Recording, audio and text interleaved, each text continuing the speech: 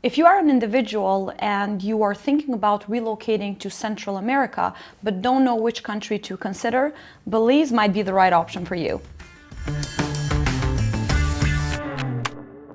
Hi, my name is Sadife. I lead the strategy team here at Nomad Capitalist, where we help high net worth individuals go where they're treated best and diversify their options, either it being immigration, tax, companies, and more.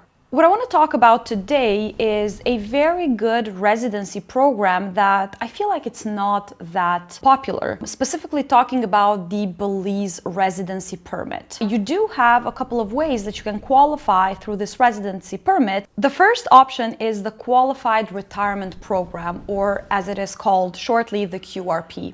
Through this program, of course, it is more of a retirement program. So if you want to relocate to Belize and retire there with your family, this is the right option for you. There is an age requirement. So you need to be over 45 and you need to be a national of certain countries, which I'll walk you through them right now. The first one is you need to be either from South America, the United States of America, European Union, the UK, Commonwealth of Nations, Australia, New Zealand, and some certain selected Asian countries in order to qualify.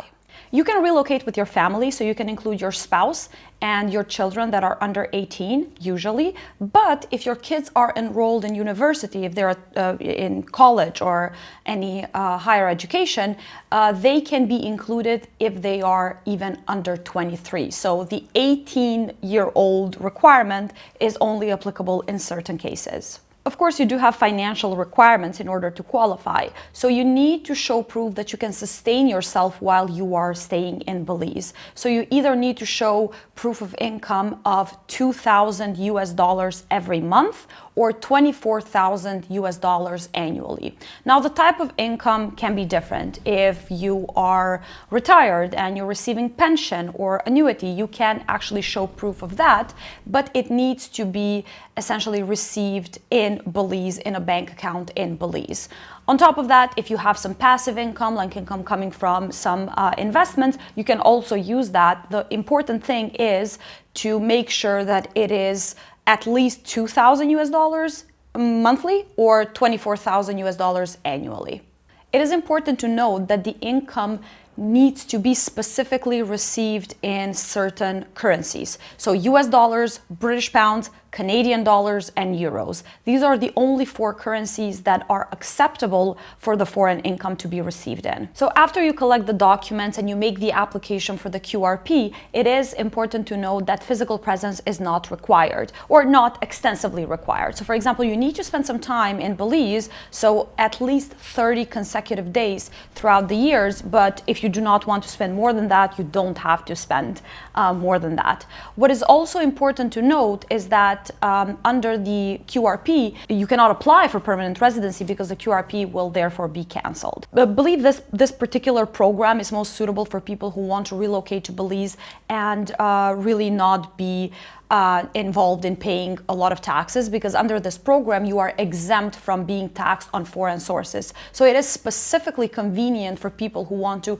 relocate to Belize and have all passive income coming from outside of Belize. Of course, keep in mind that just because you are choosing in a way to be taxed in Belize, it doesn't mean that tax obligations will cease in any country outside of Belize. So you need to be careful when you're moving to Belize that you have properly departed or you are aligned with the tax requirements in your home country. That's something that we do here at Nomad Capitalist during the plan creation process, where we put together a holistic plan and keep in mind all of these small details, making sure that everything is aligned, not only the country where you are moving to, but also the country where you're coming from. The second option is the Temporary Residency Investor Program.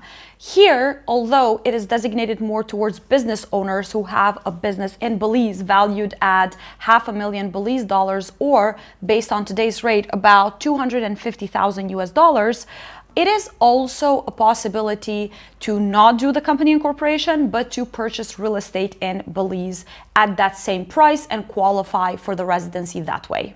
So the real estate investment can be a condominium, an apartment, or even it can be land. Currently, at the date that we're recording this video, there are no real estate funds in Belize, so that is not an option. But again, the real estate is by far a better choice in comparison to the business incorporation. What I want to note is that I think it's better to buy a home in the secondary market in Belize. The real estate market there is quite overpriced towards foreign nationals, so that's something that you should be careful of, finding someone that's trustworthy when finding a suitable property. The temporary residency investor program does not lead to permanent residency nor citizenship. And when you obtain it, firstly, it is only available for 1 year and you would have to renew it on an annual basis. An important detail is that there is no physical presence requirement, so you don't need to be in Belize in order to renew it. But of course, you need to maintain the investment in order for this type of residency permit to be valid going forward. As you can see, the Belize residency is actually quite convenient, especially for people who are looking for a tax-friendly home. So the QRP, the Qualified Retirement Program, is an amazing option if you have passive income coming from outside of Belize, because you are only taxed on Belize sources. So anything that is passive that you're receiving from outside of the country is going to remain tax-free. So it is a very good tax setup. Again, as I've mentioned throughout the video, it's important that you are aligned with the tax laws in your home country, and you need to ensure that you properly depart that country, because just moving to Belize doesn't cut all of your tax obligations in your home country. Apart from that, it's easy to maintain. It is, of course, an option that you can maintain without needing to live there for long periods of time, which is extremely convenient also for people who want to be maybe a bit more nomadic and spend their time in different countries. So if you want to learn more about similar residency programs or citizenship programs, and you want to see which option is the best one for you, you can go to nomadcapitalist.com/apply and become our client so we can work together. If you enjoyed this video, please don't forget to subscribe, like, and comment, and let us know what you want to see more in the future. This is Sadife. I look forward to seeing you again.